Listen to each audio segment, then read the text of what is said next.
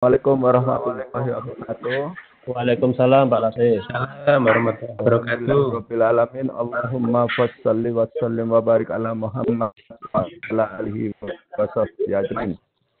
Alhamdulillah, pada siang kali ini saya senang sekali bahwa kita bisa berkumpul di sini. Saya mengajukan satu subtema PFI, kiprah dan tantangan dalam masa pandemi COVID-19. Nah, apa yang ingin saya sampaikan Bapak Ibu, bahwa pada masa pandemi COVID-19 ini belum bisa diprediksi kapan akan berakhir. Pada organisasi kita ini harus terus bergulir, harus terus beraktivitas. Antara lain adalah bahwa kita tahun ini akan menyelenggarakan peringatan 50 tahun PFI. Yang kedua, yaitu bahwa tahun depan itu akan ada kongres nasional. Padahal dalam masa seperti ini agak susah ini. Agak susah mempersiapkan diri. Pada pasal 5 anggaran dasar PFI, himpunan bertujuan menghimpun para peminat untuk memajukan dengan segala cabang-cabangnya dan memanfaatkan hasil-hasilnya untuk kemakmuran dan kesejahteraan umum. Itu di slide saya yang nomor 2. Di slide saya yang nomor 2. Next slide. Oke. Itu. Pada pasal 5 AD PFI itu. Artinya apa? Kita harus terus menghasilkan sesuatu yang bermanfaat untuk kemakmuran dan kesejahteraan umum. Apalagi sekarang, masa COVID-19 ini banyak negara yang enggan lagi untuk mengekspor hasil pertaniannya. Sehingga dia untuk mencukupi pangan di negaranya sendiri. Maka Indonesia harus bersiap-siap. Salah satu kendala kita ini adalah masalah penyakit. Nah, inilah peran PFI sebenarnya. Next slide. Peran PFI itu untuk masyarakat dan pemerintah dilakukan dengan memberikan sumbangsi melalui hasil-hasil seminar dan kongres. Pastikan hasil-hasil penelitian dan pelaksanaan pengabdian kepada masyarakat melalui organisasi maupun tangan anggota PFI sudah dilakukan. Ini banyak sekali anggota PFI yang hebat-hebat, bukan hanya tingkat nasional tapi internasional. Peran serta organisasi dan anggota dalam berbagai aktivitas ilmiah dalam sidang dalam bidang kerjasama, studi, pengabdian kepada masyarakat dalam lingkup, bahkan lingkup internasional. Itu slide saya yang nomor 3. Slide ya seperti ini memang. Banyak. Ya. Halo. Berikutnya, tolong. Halo. Oke. Baik. Apa tantangannya? Dalam masa COVID-19, hampir semua aktivitas itu melalui daring. Komunikasi jarak jauh. Ini masalahnya. Nah, sehingga apa? PFI harus menyesuaikan diri. Jadi aktivitas kita harus menyesuaikan diri. Beruntunglah kita punya sekjen yang yang smart gitu ya. Punya pemikiran ke depan, maka gimana kalau dilakukan dengan webinar dan seterusnya. Wah, sudah dilakukan sekarang. Bahkan 50 tahun, peringatan 50 tahun kita akan dilakukan dengan cara ini. Menurut saya. Selamat untuk Pak Sekjen. Bahwa web PFI. Nah, sekarang ini belum meluas. Belum dikenal banyak, bahkan mungkin di kalangan anggota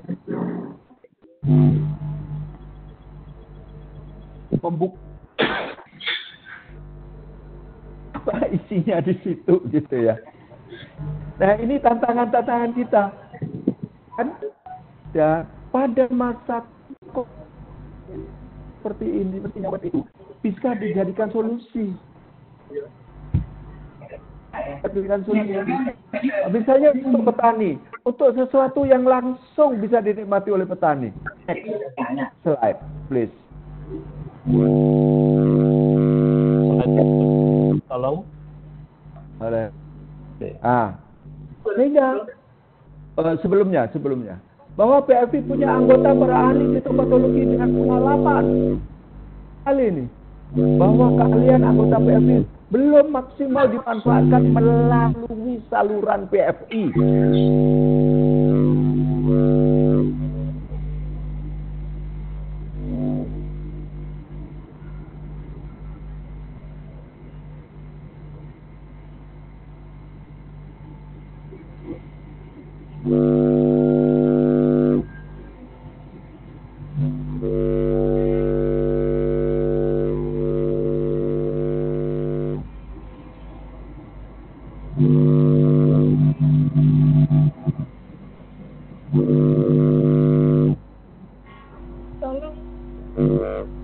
Sederhana, ya,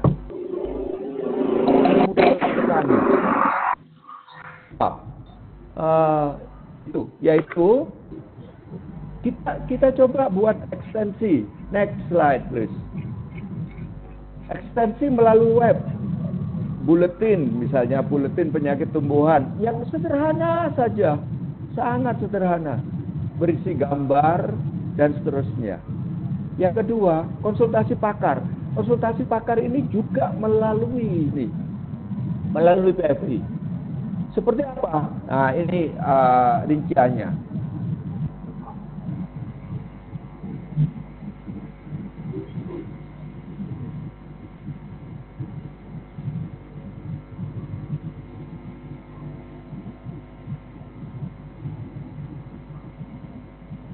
Ya. Staf administrasi nongkrong kalau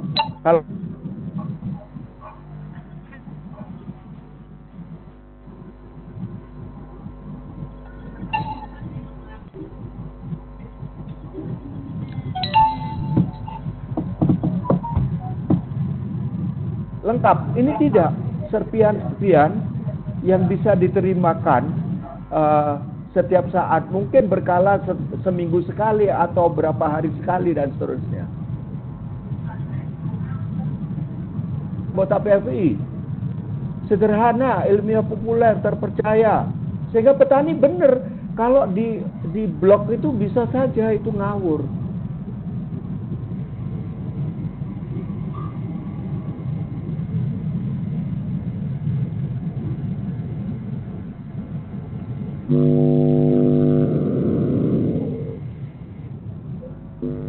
Kita kumpulkan data-data pakar itu, apa keahliannya yang lebih spesifik dari yang sekarang, sehingga kita kalau ada apa-apa kita mudah,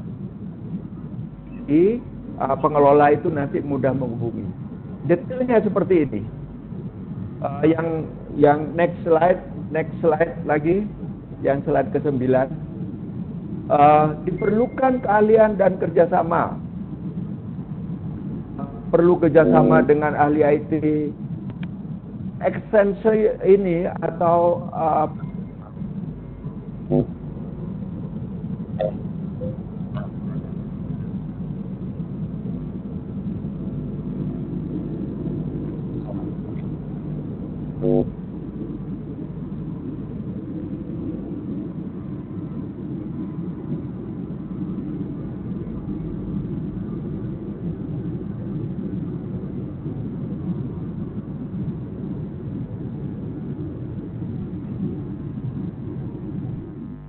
solusi.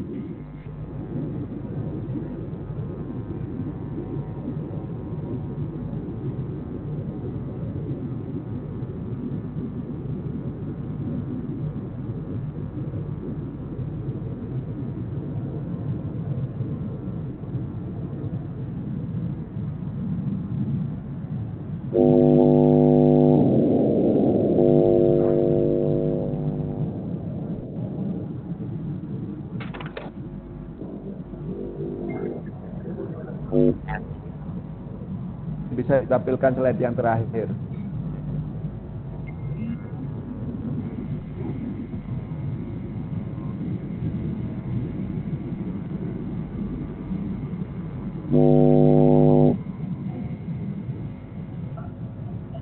Terima kasih Pak Zee. Begitu. Terima kasih, mohon maaf ini putus tapi dari gambar atau slide tadi.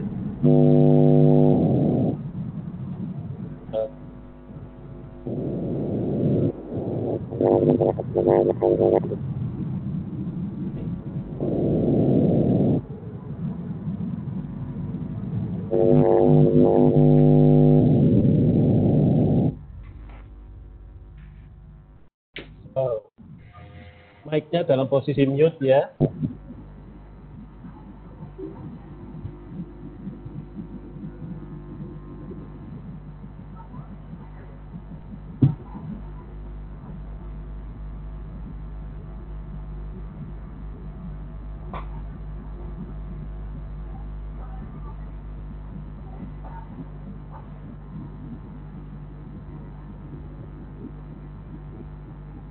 Oke, Pak Sugiono.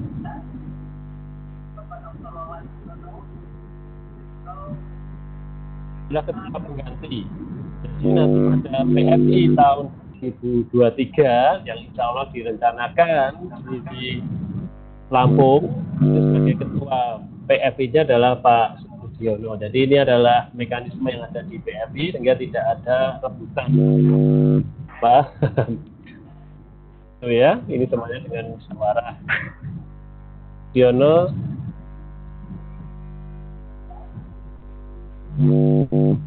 Bisa dimunculkan Pak Sugiono? Itu Mira?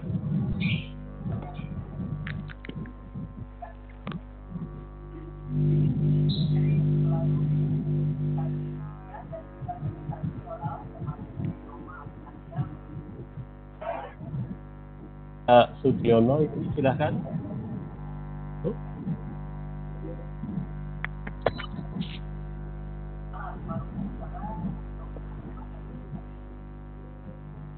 Itu dan Mira tolong di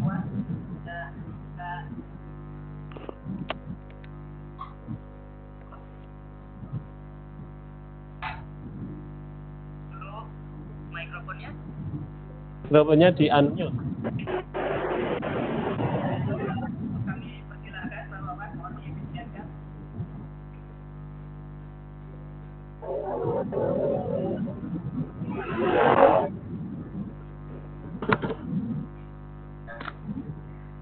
Pak Sugiono, apakah bisa dengar saya?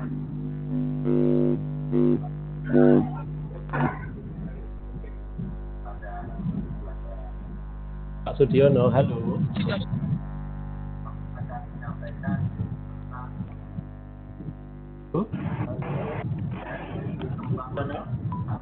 Cek. Sugiono. Baca. Halo.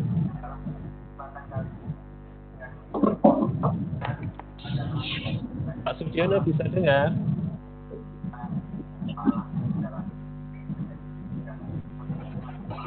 Halo.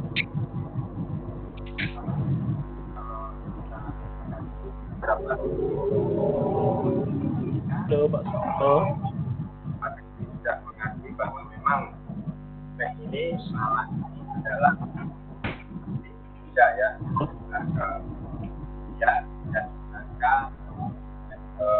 Luar Pasifik. Online sekarang Pak. Ya sekarang ya.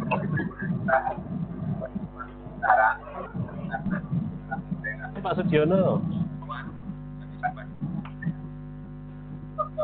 Pilih. Adalah bangunan yang bersejarah dan ada yang juga ditetapkan sebagai Hari Simbol Nasional kepala ya berdasarkan ditampilkan. Kilo 1 makanya dan yang saya adalah patah. Lumayan cukup. Terus, nah, ini kami menggambarkan perbedaan antara beberapa ya, satu itu dan ya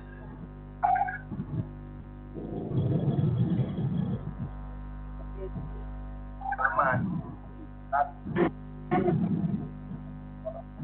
ya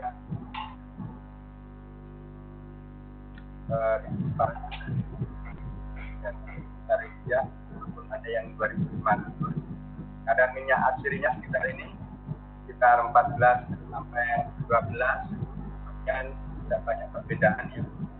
Yang ini minyak asli ini berbeda pada varietas tertentu. Kita perlu ketahui kalau salah adalah dimanfaatkan banyak dan ya, selain yang asli.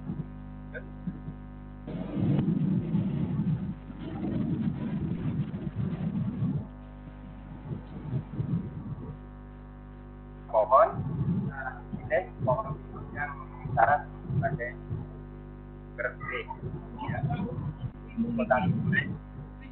Kota Ternate Kilo Halmahera Utara ini ada yang makian ini ya.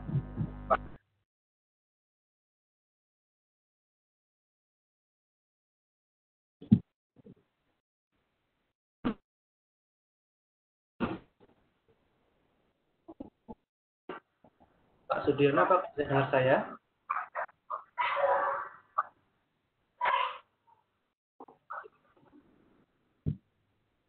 Pak Sudiono. Ini misalnya contoh.db nggak muncul ini Pak. Gimana? Nggak muncul Pak yang di notepad-nya ini Pak. Pak Sudiono bisa? Halo Pak Sudiono.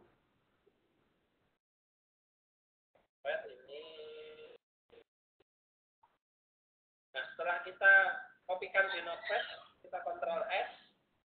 Jangan sampai Ini yang kita seminar lain siapa ya ini ya? Mohon bisa dimatikan dulu. Kita save. Terus kalau kita Diono lahir 27 September 1965, S1 di Lampung, S2 S3 di IPB. Kemudian sekarang sebagai staf pengajar di Fakultas Pertanian Universitas Lampung. Jabatan sekarang ini sebagai Ketua Pengganti PFI. Semoga Pak Sudiono kalau sudah siap, kami persilahkan. Mohon peserta yang hadir di dua webinar bisa salah satunya filenya pun sama. dikecilkan suaranya. Tentang Metadata ini. Mau nyari di setiap jurnal pasti ada. Lebih jelas suaranya malah. Ada formatnya. Oke, kalau Pak Sudiono belum bisa mungkin Pak siapa Pak Refwalk atau Refmed, Pak Hadi bisa Pak Hadi? kita klik saja. Nah, Pak Sudiono mana masih ada masalah ini?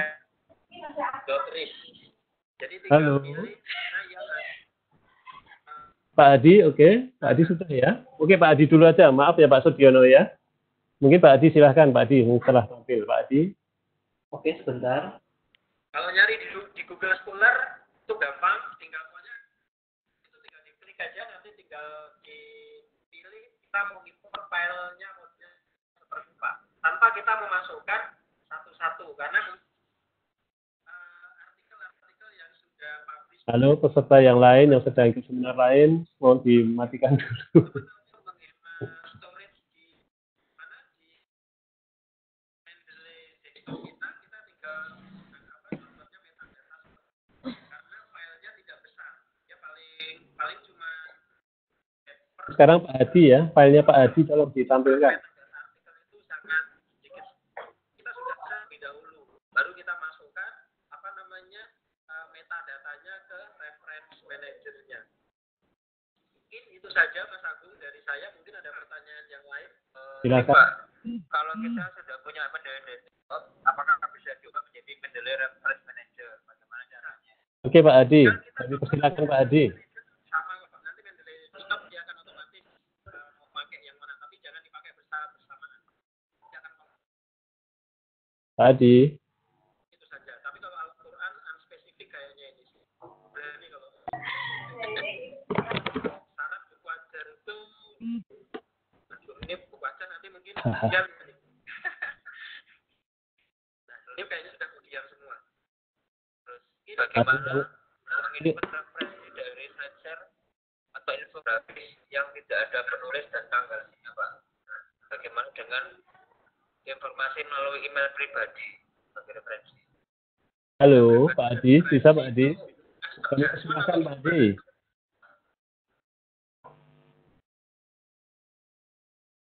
Itu Pak Adi diberi akses. Apa namanya? Benar, Pak. Pak Haji menggunakan nama siapa di sini? Penelitian kualitatif kayaknya ya.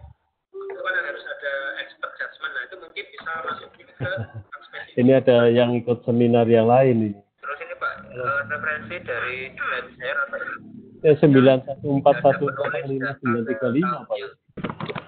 Mana cara ngisinya Pak? Tanpa penulis dan tanpa tahu. Waduh, kalau seperti itu kan metadatanya unknown. Ya. Kalau unknown itu ya, Pak Hadi Wiono bisa dengar saya? Cari referensi yang ada informasi siapa yang nulis. Tapi kalau memang itu terpaksa sekali ya ditulis unknown aja. Sama kayak data BPS itu kan ada yang benaran. Nanti kan dia pilih Pak Hadi. kalau cash report itu kan di BPS siapa yang nulis. Tapi kalau infografis dan dia tidak ada metadatanya itu. Adi, halo Pak Adi. Halo Pak Hadi. Mas saya biasanya pakai nama webnya Pak. Coba penulisnya. Nah, infografisnya itu kan dia tidak ada ininya, cuma gambar aja. Adminnya mungkin bisa bantu mutin. Mungkin itu semuanya.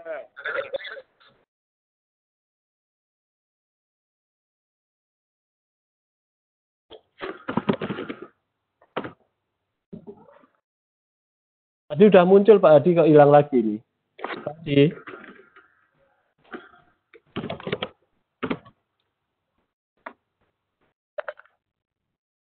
Halo.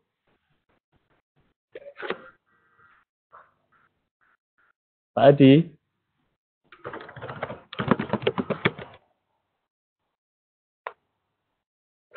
Oke, suara saya muncul enggak ya? Suaranya muncul sekarang. Muncul Pak. Sudah muncul. Suara saya bisa dengar? Oke, muncul. Udah muncul Pak. Silakan Pak. Ya udah, alhamdulillah. Oke, mungkin kita mulai dari awal lagi. Oke. Ya. Bismillahirrahmanirrahim. Assalamualaikum warahmatullahi wabarakatuh. Waalaikumsalam. Warahmatullahi wabarakatuh. Ya, Bapak Sekjen, pembawa acara yang kami hormati, kemudian juga Bapak Ibu sekalian, pengurus maupun anggota PFI yang kami hormati, berhasil sekali pada kesempatan ini saya mendapatkan kesempatan untuk bisa melalui webinar ini. Jadi mungkin mumpung bisa juga, mungkin saya akan sampaikan tidak terlalu banyak basa-basi. Di tema yang akan saya sampaikan bahwa yaitu peran perhimpunan biotopatologi dalam menjaga ketahanan pangan di era dan pasca pandemi COVID-19. Adapun sistematika yang akan kita sampaikan dan pendahuluan karena ini temanya terkait dengan COVID, ya nanti akan kita lihat sedikit meskipun Bapak Ibu sudah tahu tentunya yaitu apa secara nasional maupun global. Kemudian kedua, tantangan dan pertumbuhan kebutuhan pangan nasional maupun global. Kemudian yang ketiga adalah kendala utama program peningkatan ketahanan dan keamanan pangan. Kemudian yang kita patogen ya, sebagai penyebab penyakit sebagai kendala penting dalam peningkatan produksi tanaman. Kemudian yang terakhir tentu saja rekomendasi hal-hal yang suatu yang kita garis bawahi mungkin untuk bisa kita lakukan ke depan terkait dengan ketahanan dan keamanan pangan. Nah, kemudian kita mulai dari pendahuluan. Halo, Pak Adi bisa bilang next gitu untuk pindah slide-nya. Oh, ya. Ya, untuk kita mulai pada pendahuluan, ya, maupun slide di pendahuluan. Langsung next aja. Dampak COVID, Bapak Ibu yang terhormat barangkali sudah tahu bagaimana dampak dengan ini pandemi COVID ini, PSBB, lockdown itu telah membawa dampak yang banyak, terutama perekonomian berbagai negara, ya tidak cuma kita anjlok, bahkan sangat itu menteri kita, Menteri Keuangan itu pesimis sekali, bahkan kalau berlanjut terus pada akhir tahun akan mengalami pertumbuhan yang negatif, tentu saja ini tidak kita kendaki. Kemudian daya beli masyarakat menurun, ya ini tidak cuma terjadi di kita, kemudian banyak karyawan yang di PHK karena memang tidak jalan karena harus lockdown, kemudian karyawan dirumahkan. Tentu saja ini juga semakin memperparah untuk gerak ekonomi kita. Kemudian juga ya ada, mungkin Bapak Ibu juga tahu bahwa dengan adanya pandemi COVID ini, itu barangkali nanti bisa juga lebih dari 500 juta penduduk dunia itu mengalami kemiskinan. Kemudian juga terkait dengan COVID juga, pemerintah juga ini harus ekstra mengeluarkan anggaran. Ya. 405 triliun itu telah dianggarkan untuk dalam rangka COVID ini saja. Sudah ekonomi dalam kondisi lemah, tetapi harus melakukan hal ini. Bapak Ibu sekalian, next slide. Nah, ini barangkali untuk gambaran Bapak. Ini dengan dampak ini ya, COVID-19 ini secara global, secara ekonomi, semua pertumbuhan produk domestik brutonya semuanya mengalami penurunan sampai negatif. Kemudian juga ini kalau kita lihat karena kita bicara masalah pangan, itu masalah pangan ini semuanya hampir kuartal 2020 ini ya itu menurun semua ya. Yang lebih parah pada pangan, tanaman pangan itu sudah awalnya juga negatif, sekarang semakin turun menjadi negatif. Kemudian slide berikutnya, Bapak Ibu sekalian yang kami hormati, barangkali terkait dengan COVID ya, karena kita semua tahu, kita pasti orang fitopatologi belajar epidemiologi, ada istilah pandemik, ada istilah epidemik, ada istilah endemik. Ya. Pandemik itu untuk penyakit yang memang sebenarnya disease insidennya itu sangat kecil, tetapi barangkali meluas, itu yang sifatnya ekspansif, itu yang barangkali ya. Kemudian juga di sini kebijakan lockdown, social distancing itu sebenarnya kan hanya menghambat penularan. Pada dasarnya mungkin juga sudah dijelaskan juga harapannya supaya tidak langsung meningkat sehingga pemerintah atau rumah sakit itu masih bisa menangani. Sebenarnya ini penghambatan penularan ini melalui lockdown ini itu hanya menghambat, menunda. Jadi tapi akan masanya menjadi lebih panjang. Masanya menjadi lebih panjang. Kecuali itu nanti sudah diketemukan itu vaksin yang barangkali bisa nyegati hanya vaksin. Tapi selama itu belum, barangkali kalau kita bicara epidemiologi secara populasi akan berjalan, kecuali nanti sudah mayoritas itu sudah terinfeksi dan mengalami kekebalan dan sebagainya, itu baru nanti kembali new normal yang sesungguhnya. Kemudian itu karena memang begitu interaksi secara evolusi, kalau kita berbicara sebenarnya inang, apalagi virus itu sebagai biotropik, itu nanti kan biasanya terjadi keseimbangan secara evolusi antara inang dan anak patogennya, sehingga situ akan kondisi normal, akan tidak menyebabkan penyakit. Ini yang barangkali menjadi catatan tambahan bahwa penyakit ini sebenarnya persentasenya kecil dan hanya akan mengganggu, menimbulkan penyakit atau kematian hanya pada yang mengalami tidak normal, sehingga imunitasnya, fungsi imunitasnya barangkali tidak bisa secara normal sehingga menjadi lemah. Itu yang menjadi juga menjadi pegangan kita. Kuncinya barangkali kita semua, karena juga Bapak Presiden juga sudah menyampaikan kita harus berdamai dengan virus ini. Artinya kita seperti welcome. Artinya dalam welcome ini kita kan harus siap dengan tubuh kita. Kita harus bisa mempertahankan diri. Karena welcome kan artinya mengizinkan virus itu kemungkinan untuk sampai pada kita, maka kita harus menjaga kesehatan kita sehingga fungsi imunitas kita itu berfungsi dengan baik. Next. Nah, dari situ itu tentu saja yang penting bagi kita itu adalah barang-barang kesehatan itu. Kalau kita bicara pangan itu ketahanan pangan, tapi juga ya food safety, food security dan food safety-nya. Meskipun itu sebenarnya food yang shift T itu hanya bagian itu sering dipisahkan, jadi mungkin dalam ini juga coba kami pasahkan. Bapak Ibu sekalian, coba kita lihat tantangan dan pertumbuhan kebutuhan pangan yang ke depan. Ini yang barangkali kita juga menjadi catatan kita, harus kita menjadi PR kita bersama. Next slide. Ini pertumbuhan penduduk dunia ini. Perkembangannya sekarang sudah seperti eksponensial, nanjak sekali. 2050 itu penduduk dunia mungkin diperkirakan 9,6 miliar. Nah, kemudian di Indonesia juga ini. Jadi saya kemarin mencoba melihat mencari data di Worldometer gitu. Kita sudah di atas 273 juta, jadi menduduki ketiga. Nah, ini terus saja semua juga membutuhkan makanan karena semuanya memiliki mulut. Bapak Ibu sekalian yang hormati, Cruz itu memprediksi berdasarkan pertumbuhan produksi pangan, kemudian juga populasi manusia. Ya. Pada tahun 2050 itu akan terjadi minus 22 misalnya pada beras, kekurangan, cenderung akan mengarah ke negatif. Kemudian kita lihat juga di Indonesia misalnya di sini. Produksi konsumsi padi ini misalnya pada tahun 2030 itu sudah melangi jadi K itu konsumsi, P itu produksi 48, kemudian konsumsi 60 juta. Berarti kita kekurangan sekitar barangkali 1/5, 20%, barangkali tidak menunggu seperti ramalan Cruz tadi, prediksi Cruz tadi 2050, ini kita 2030 sudah mengalami kekurangan sekitar 20%. Ya. Nah, kemudian ini, sejelas kita dalam meningkatkan produksi tanaman kita perlu lahan. Tapi barangkali kita juga sebenarnya sangat memiriskan. Ini kita data 2000 sampai 2018, pada waktu 2019 mungkin akan lebih banyak lagi terutama Jawa.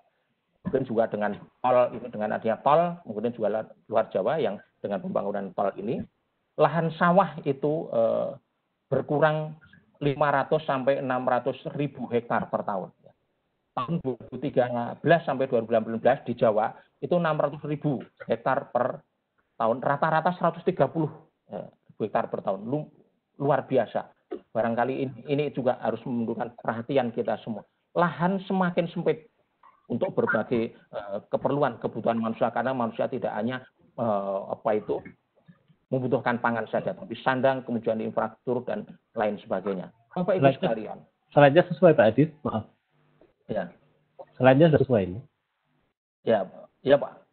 Ya nanti. Nah, kemudian yang tuntutan mendesak tentu saja karena lahan semakin sempit, tentu saja peningkatan produktivitas tidak cuma yang dituntut itu karena lahan semakin sempit, sehingga harus persatuan luas lahan meningkat produksinya. Itu yang tuntutan ke depan. Kalau tidak, kalau hanya sustain untuk bertahan, yang itu makanya nanti akan mengalami defisit kekurangan pangan. Nah, kita tadi ketika bicara pangan kan kita juga harus bicara tidak cuma food security tapi juga food safety-nya. Ini barangkali kita perhatian juga pada kita semua terkait dengan COVID tadi, bahwa nanti kita juga perlihatkan. Bapak Ibu sekalian yang kami hormati, terkait ini dengan pangan. Kendala utama menuju kendalian pangan. Tadi ketahanan maupun keamanan pangan.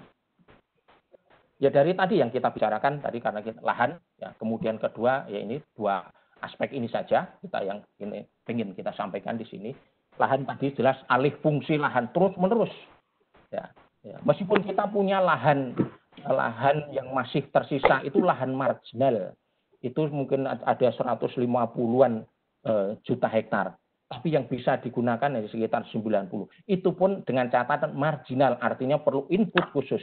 Belum tentu nanti efektif untuk usaha produksi tanaman pangan. Di samping degradasi, kita masih di lapangan masih banyak praktek-praktek pertanian, praktek budidaya yang barangkali belum cukup baik, sehingga banyak lahan yang mengalami degradasi. Kami juga di sekitar dekat sini, mungkin juga di Solo itu ada yang kita bekerja di situ, ternyata mengalami kemunduran lahan, kesuburannya menurun karena praktek terlalu banyak yang mungkin berbasis pupuk kimia, kemudian juga pestisida dan lain-lain.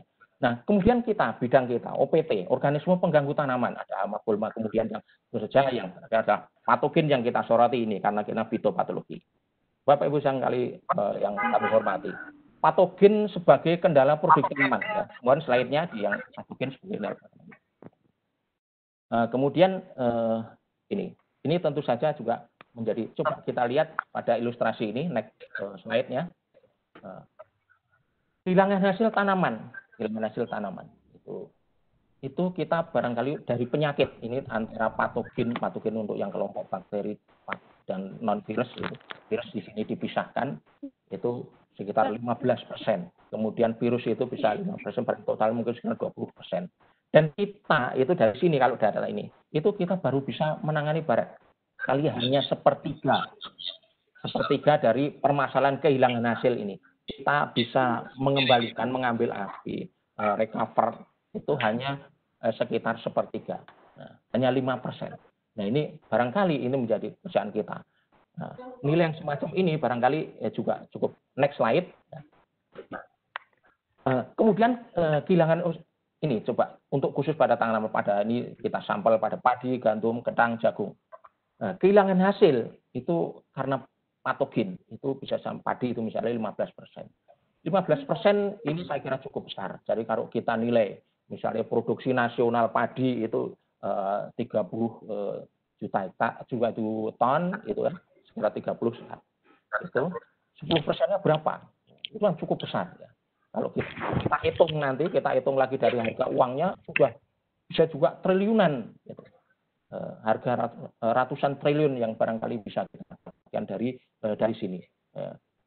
Jadi barangkali yang kalau mungkin seperti COVID tadi yang 2% mungkin untuk tanaman barangkali kita tidak, tapi 15% ini misalnya padi ini barangkali juga. Next slide. Nah, kemudian ini yang terjadi, gangguan patogen penyebab penyakit tanaman itu terus meningkat. Yang pertama yang barangkali masuk akal, cukup masuk akal yang perlu kita waspadai, yang pertama adalah dampak pemanasan global atau climate change, perubahan cuaca global ini, terutama barangkali yang di sini kita wakilkan untuk kaitannya dengan pemanasan global. Kemudian juga pengelolaan OPT barangkali yang bijak.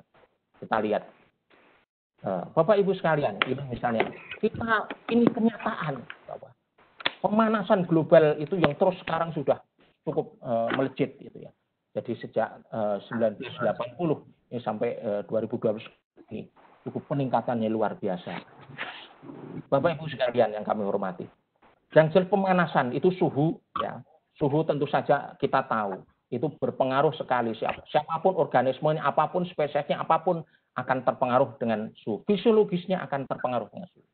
Sehingga terkait dengan patogen pun demikian, karena setiap organisme mempunyai kisaran ekologi, misalnya terkait dengan panas ya, misalnya laju pertumbuhan patogennya, bisa juga ada yang meningkat dengan patogen-patogen tertentu, bisa juga karena itu justru masuk pada kisaran yang optimal, maka dia pertumbuhannya akan meningkat. Kemudian meningkat virulensi bisa juga menjadi meningkat. Karena mungkin ini juga kaitannya bisa juga interaksi dengan tanaman. Karena dengan naiknya suhu tadi bisa juga akan mengganggu fisiologis tanamannya, sehingga tanamannya menjadi lemah atau virulensinya, patogennya atau mungkin meningkat. Kemudian juga bisa juga mengganggu kerentanan tanaman, fungsi fisiologis yang berperan pada pertahanan tanaman atau ketahanan resistensi tanaman. Nah ini bisa juga menyebabkan tanaman menjadi rentan. Aktivitas vektor bisa juga berubah. Ya. Aktivitas berubah dengan perubahannya. Bapak Ibu sekalian, next slide. Kemudian ini pemanasan global yang jelas dengan adanya peningkatan suhu. Itu yang jelas kalau pada tanaman itu akan terjadi kebocoran energi. Karena apa? Meningkatkan respirasi. Suhu akan meningkatkan respirasi. Respirasi kita tahu pembakaran sumber karbon, hasil fotosintesis, sehingga hasil fotosintesis tidak bisa cepat, tapi banyak dikeluarkan lagi untuk respirasi. Kemudian juga peningkatan hama dan penyakit tanaman, yang tadi juga sudah kita sampaikan. Ini barangkali ilustrasi berikutnya. Ini ada Fusarium, meskipun di sini tidak disebutkan berapa derajatnya, tetapi di sini ada nampak bahwa Fusarium akan cenderung semakin hangat itu meningkat. Nah, kemudian ini juga, ini sampai suhu 30, beberapa jamur itu Aspergillus, Rhizopus, itu kemudian alternatif meningkat sampai 30. Padahal dengan pemeriksaan ya halo. Ya. Next slide. Halo. Nah, kalau bakteri. Ya.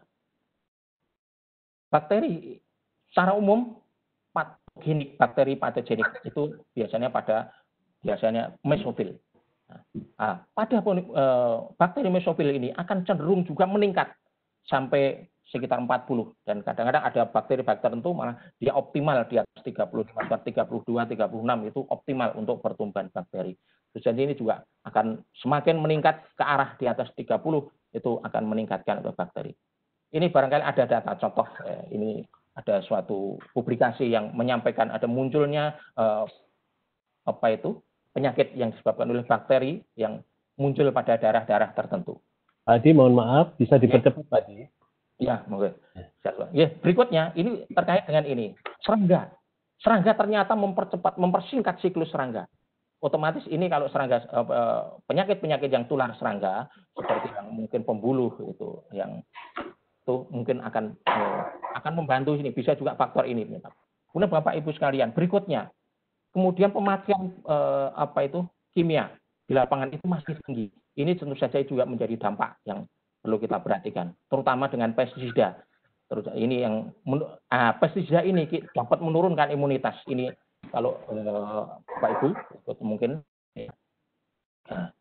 itu diantara bisa menurunkan stamina dan imunitas. Padahal itu penting dalam rangka mempertahankan hati berdamai dengan COVID tadi.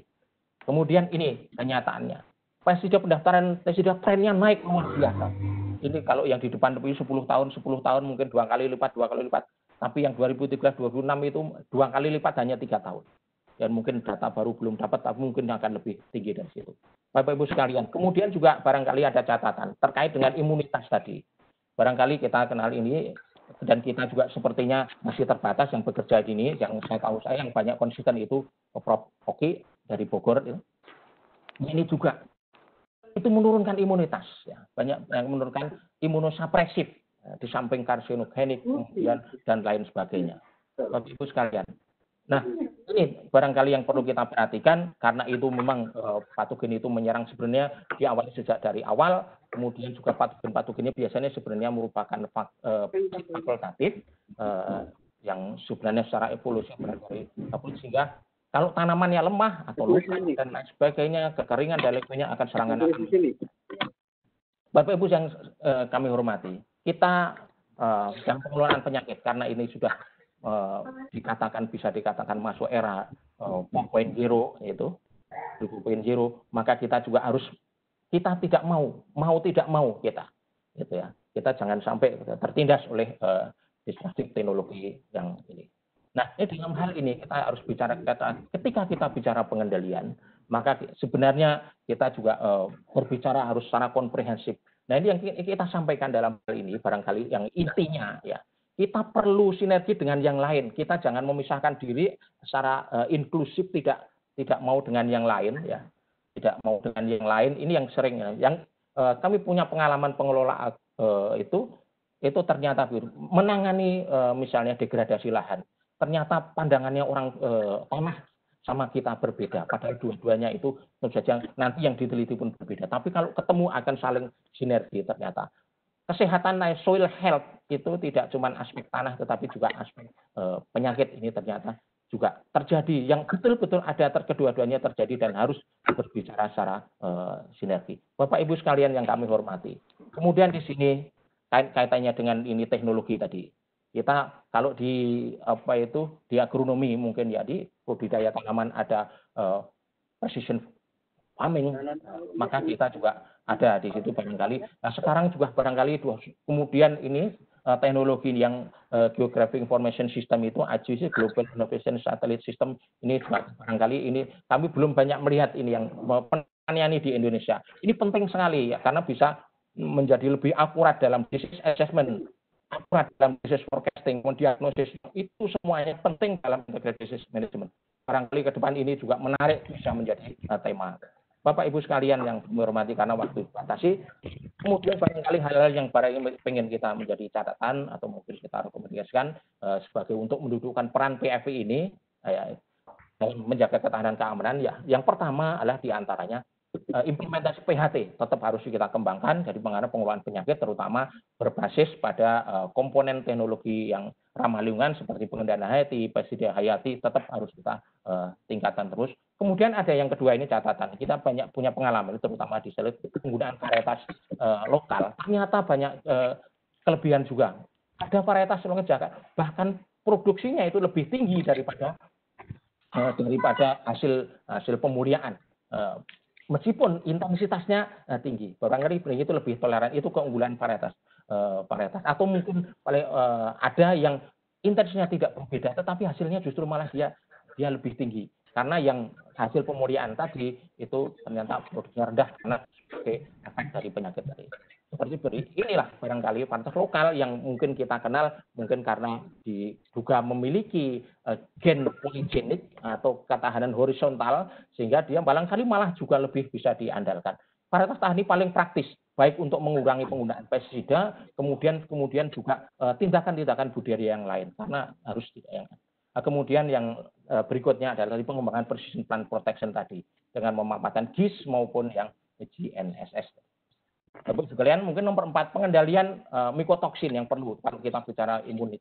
Karena ini barangkali kalau kita bicara dampaknya sebenarnya cukup memiriskan, sehingga perlu pengembangan pengendalian tetap mikotoksin ini tetap sejak dari awal, karena memang infeksinya itu banyak, sebagian besar itu dimulai di lapangan. Sampai nanti prosesnya dalam proses termasuk sampai panen pengangkutan. Jadi kalau misalnya pengeringannya terlambat, ya nanti infeksi akan semakin banyak atau banyak rusak, infeksi semakin tinggi.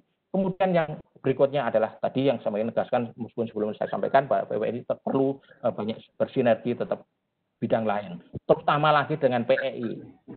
Ini seperti melalui asosiasi, barangkali kita banyak koordinasi kalau perlu, karena kita asosiasi perlindungan tanaman Indonesia, himpunan perlindungan tanaman Indonesia sepertinya kurang berjalan, maka barangkali itu kita bisa inisiasi dari PFI, kemudian barangkali kita bisa juga mengadakan, mungkin akan lebih lengkap ya informasi karena kita tidak bisa dipisahkan, kita di lapangan itu tidak bisa kita hanya membawa ilmu kita fitopatologi saja, tapi kenyataan justru kompleks, lebih luas dari situ, dari termasuk entomologi maupun budidaya. Bapak Ibu sekalian, kemudian yang kami hormati, waktunya terbatas sekali, mungkin harus berlari. Itu yang kami sampaikan. Mohon maaf kalau ada kurangannya. Terima kasih. Waktu saya kembalikan pada pembicara Prof. IP. Terima kasih Prof. Hadi Yono. Bapak dan Ibu. Halo Pak Edi.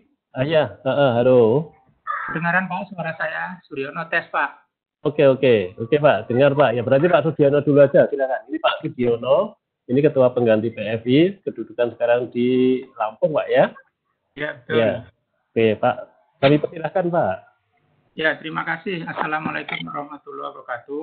Bapak Ibu beserta minat online pada sore hari ini, tadi di depan sudah disampaikan, saya mungkin memperkenalkan dan selamat berkenalan kepada Bapak Ibu pengurus Pomda yang baru di seluruh Indonesia, dan pada kesempatan sore hari ini saya ingin menyampaikan pikiran-pikiran atau hasil saya tentang kondisi hari ini yang kita sedang gundah, galau, kecewa, dan sebagainya, dan ini tentu harus kita hadapi karena ini adalah sebuah kehidupan. Dan pada sore ini saya ingin menyampaikan tentang ketahanan pangan dan optimalisasi asosiasi profesi penilai. Oke, next. Next, Mas Mico. Slide next. Ya, jadi kita dalam kondisi dari Desember sampai hari ini, kemudian hari ini Mei, kita mendekati Lebaran, kondisi penuh dengan kecemasan, kecewaan, dan ini secara global. Saya ingin menyampaikan dalam kesempatan sore hari ini ada 3 bagian. Saya ingin menyampaikan tentang ketahanan pangan dari sisi indeks yang diukur. Kemudian yang kedua, saya ingin menyampaikan tentang bagaimana peran FPI masa lalu dan yang akan datang berdasarkan kebijakan proteksi tanaman. Dan bagian yang ketiga, saya ingin menyampaikan tentang bagaimana profesi dan anggota yang saat ini dan asosiasi PFI yang sudah 50 tahun tentu sudah berkiprah dari organisasi maupun anggotanya, dan bagaimana ke depan menghadapi tantangan-tantangan seperti apa yang disampaikan oleh Profesor Abdul Latif tadi, dan saya hanya sharing lesson learned dari pengalaman saya karena saya punya profesi yang lain dari sisi organisasi. Saya hanya menyampaikan bagaimana organisasi itu ke depan dan tantangannya karena cuaca terus berubah. Oke, next. Ini saya kira definisi saja tentang ketahanan pangan. Ya, next.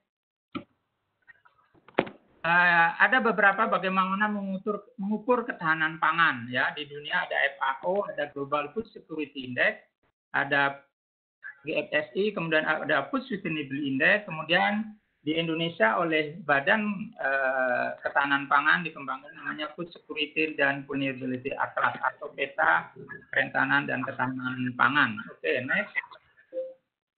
Dari 4 kriteria ini ada ukuran-ukurannya, ada aspek-aspek yang dinilai yang berbeda-beda dan masing-masing aspek itu ada variabel-variabelnya. Seperti FAO itu ada food available, physical dan sebagainya. Kemudian Global Food Security Index itu available, affordable, quality dan safety dan seterusnya. Kemudian Food Sustainability Index ini yang didrive oleh SDGs itu menggunakan variabel food loss, waste dan sustainable agriculture dan nutrient scaling. Kemudian Badan Karantina juga sudah melakukan pemetaan di kabupaten dan provinsi di Indonesia, hanya mungkin datanya mungkin masih di 2018. Oke, next. Oke, dari 4 lembaga pengukuran tadi saya hanya mencoba yang 3 saja. Pertama GFSI. GFSI itu Global Food Security Index. Ini adalah peta yang dikeluarkan lembaga independen The Economist Intelligence Unit. Jadi ini adalah lembaga yang melakukan riset kepada 113 negara. Dari 3 atau 4 variabel aspek, kemudian ada beberapa variabel di masing-masing aspek. Dan ini dilakukan setiap tahun dan sudah berjalan puluhan tahun. Oke. Ya, Mas Micu. Oke, yang berikutnya Food Sustainability Index. Ini juga sama, hanya mungkin lembaga sponsornya hanya yang berbeda. Ada 3 aspek penilaian yang utama, yaitu food loss waste, sustainability, dan nutrient.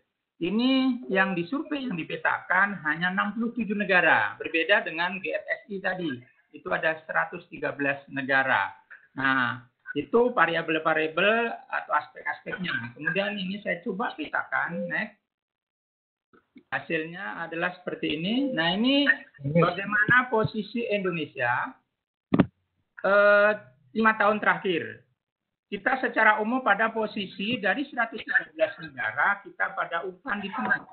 Sebagai seriesnya di 2015 kita nilai skornya di 46.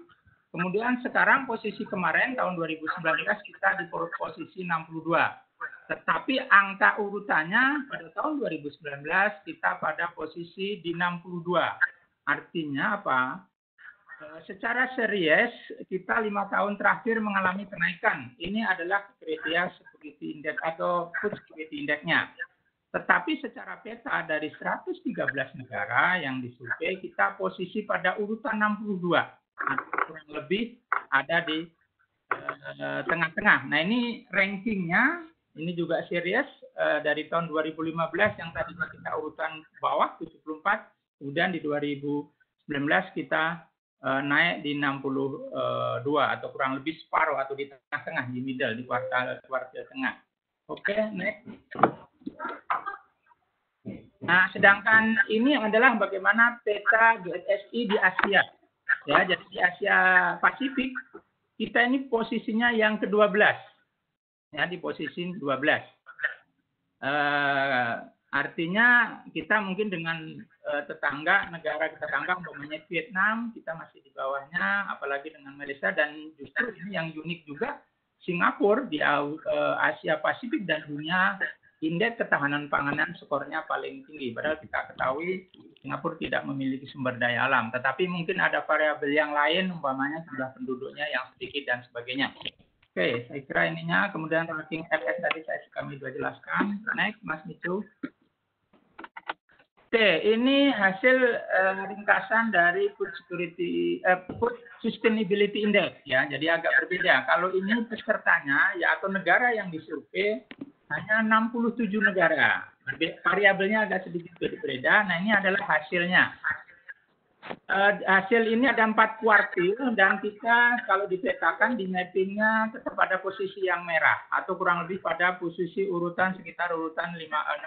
Jadi hasil GFSI dan FSI hampir sama ya, kurang lebih kita di posisi tengah, tetapi kalau di FSI kita menjadi yang paling bawah, low ya.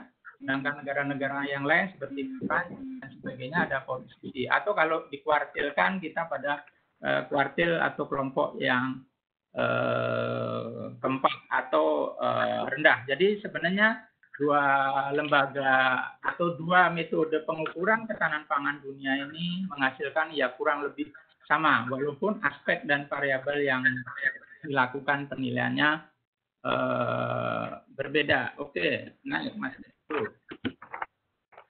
Oke, ini adalah peta ketahanan dan kerentanan pangan 2018 di Indonesia. Sedangkan 2019 saya sudah coba searching, ini posisinya sedang disusun oleh BKP, Badan Ketahanan Pangan. Nah, ini ada nilai 1 sampai 6 dan ini adalah kurang lebih peta per provinsinya. Gambaran saja ini adalah penyebaran per provinsi atau mungkin ada sebagian per kabupaten. Yang warna yang paling merah, umpamanya di Papua Barat, Papua Nugini adalah posisi yang paling rentan atau paling rawan pangan. Sedangkan yang paling hijau tua itu adalah yang paling amat. Tentu variabel-variabelnya yang diukur jauh lebih luas dan lebih kompleksitasnya dibandingkan dengan yang PSI maupun GFSI. Nah, ini peta ketahanan pangan di kita. Nah, tentu kondisinya akan berubah drastis tak kala terjadi COVID sekarang ini karena semuanya adanya aspek suplai dan demand yang berbeda. Suplai, stop produksi, PHK, dan sebagainya, sehingga pangan juga akan terhenti. Pasar global, beberapa negara yang melakukan lockdown, kita juga tidak bisa ekspor dan tidak bisa impor.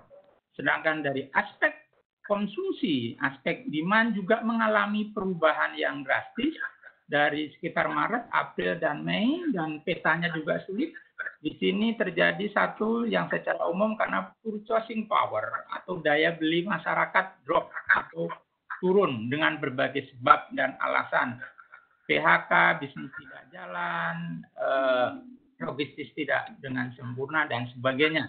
Tentu ini akan mengalami ketidakpastian yang luar biasa dan kita sangat khawatir dunia ini bagaimana kondisi pangan, karena pangan ini kan menurut diagram Maslow adalah kebutuhan yang paling vital, utama.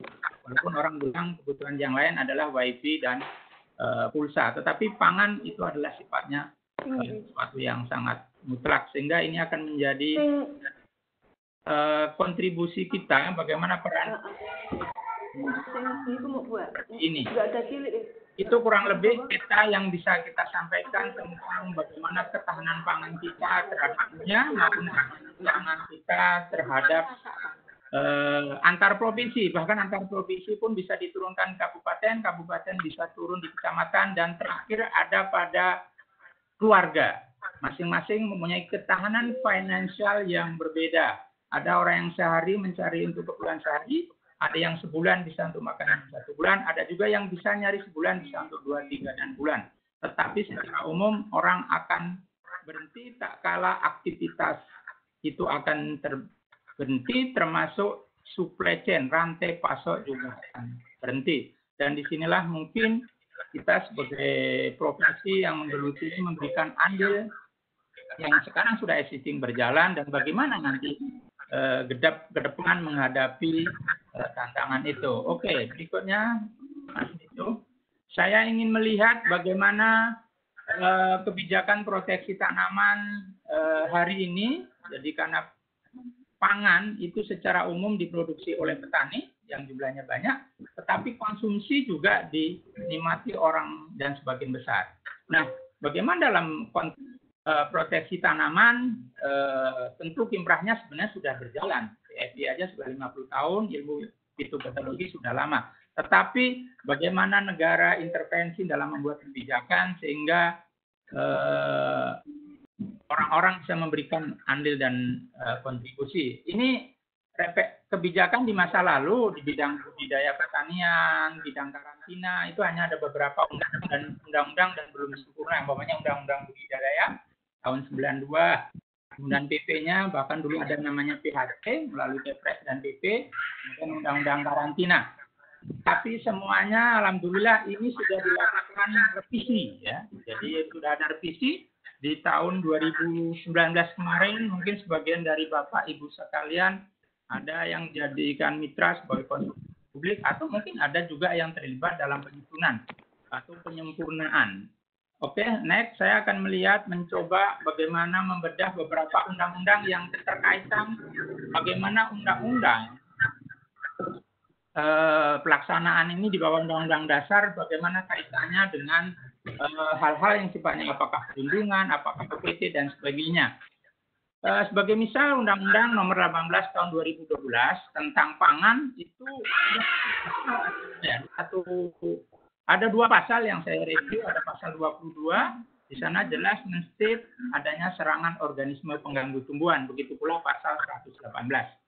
Nah, yang lebih banyak lagi dan mengalami perubahan, Bapak Ibu sekalian, di revisi ini adalah Undang-Undang 22 tahun 2019, Sistem Budidaya Pertanian Berkelanjutan. Kalau yang lama namanya budidaya, sekarang budidaya pertanian, sekarang ada tambahan berkelanjutan. Ada sekitar 10-15 pasal yang di sana di-state dengan jelas tentang perlindungan, tentang OPT, tentang mikroorganisme dan sebagainya.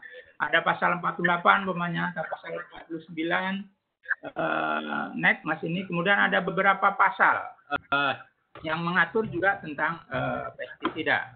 Banyak pasal 51, pasal 55 dan sebagainya. Bahkan ada pasal 53 yang kalau mengendalikan eradikasi kepada tanaman di masyarakat, negara punya kewajiban untuk memberikan kompensasi atas pemusnahan.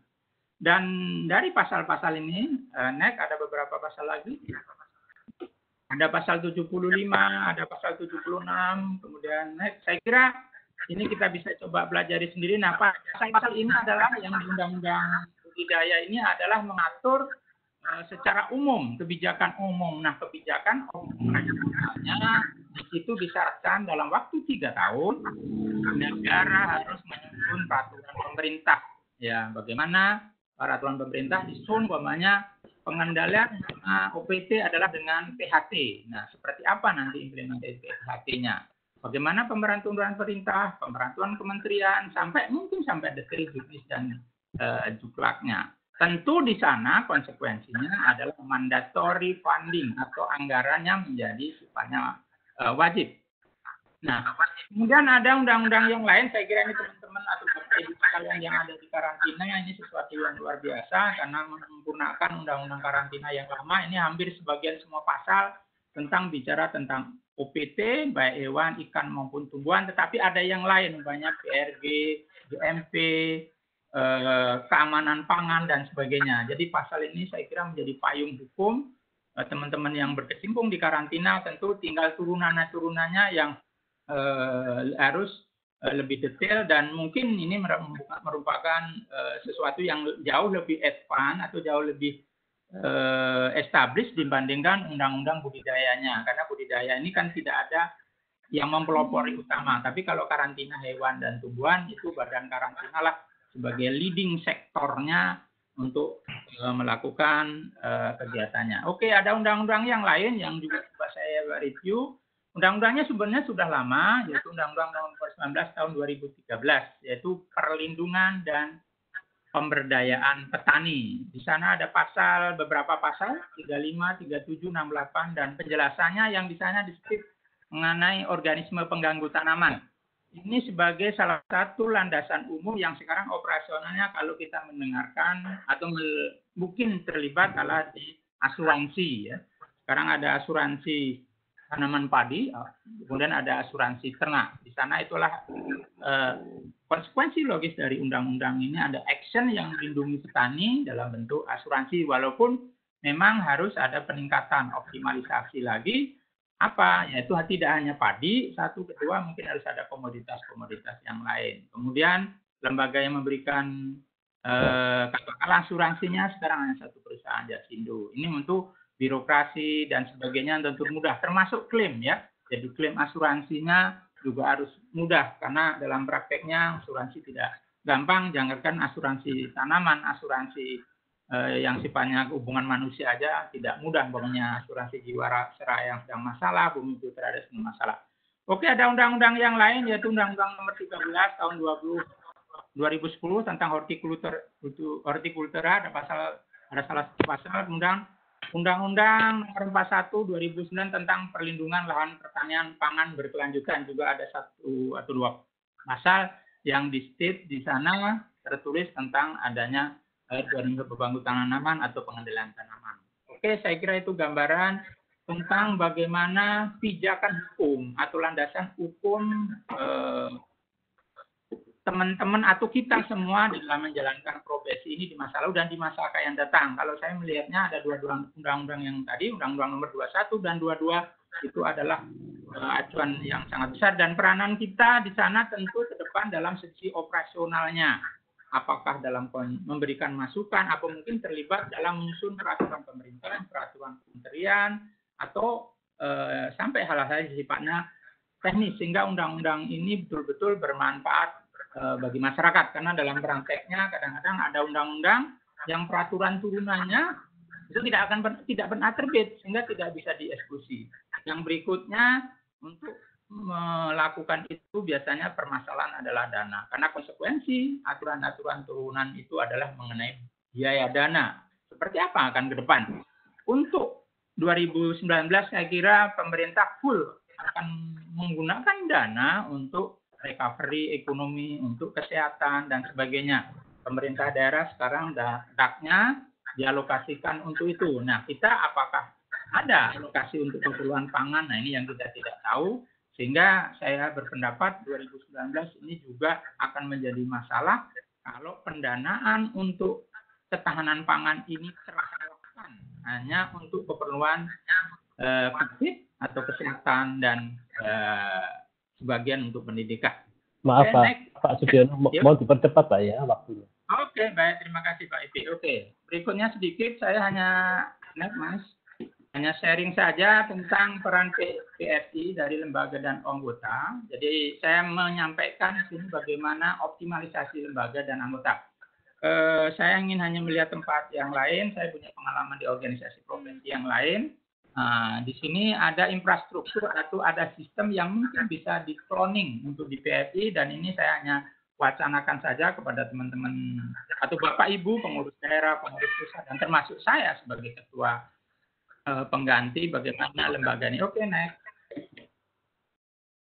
Ya, ini saya kira ini perangkat-perangkat kondisi hari ini, tantangan dan peluang yang harus ada dalam suatu organisasi atau perkumpulan. Apakah dia profesi, apakah ahli, apakah tenaga terampil, itu tidak masalah, yang penting berkumpul. Ada landasan hukum yang saat ini yang diberikan, banyak peluang pembentukan perkumpulan. Tidak cukup hanya ADRT, tetapi harus ada kementerian, ada NPWP, ada dan sebagainya. Kemudian ada sistem, ada standar, ada macam-macam ya, termasuk ada kode etik, kemudian jenis layanan yang diberikan oleh profesi ini apa. Ada standar iuran, ada pendidikan, ada pengendalian, ada imbal jasa, pembinaan, pengawasan, dan sebagainya. Sedangkan keorganisasian ya sekarang sudah ada. Nah, ini sebagai contoh saja di profesi yang lain yang saya coba cloning ke sini untuk saya lempar kepada kita semua, bagaimana ke depan profesi ini akan kita drive. Saya ambilkan contoh, ada organisasi punya pengurus pusat daerah, ada dewan kehormatan, punya dewan pengawas, musyawarah, kongres, dan sebagainya. Termasuk bagaimana profesi ini, siapa sih yang melakukan regulasi, pembinaan, dan pengawasan. Sebagian besar profesi yang sudah established, perizinannya tetap asosiasi itu di Kementerian Hukum HAM, tetapi nyantolnya macam-macam. Banyak dokter ada di kesehatan, notaris ada di Kementerian Hukum HAM, seperti akuntan, appraisal, aktuaris di Kementerian Keuangan. Saya kira itu Bapak Ibu sekalian, terima kasih. Next masih ada kayaknya. Oke, ini keanggotaan, saya kira sistem jenjang keanggotaan, jenis layanan profesi, standar pendidikan profesi kompetensi, uji kompetensi, dan sebagainya. Ini adalah suatu sistem di profesi yang saya cloning dari profesi yang mungkin bisa kita akan jadikan benchmark atau jadikan acuan. Ya, berikutnya.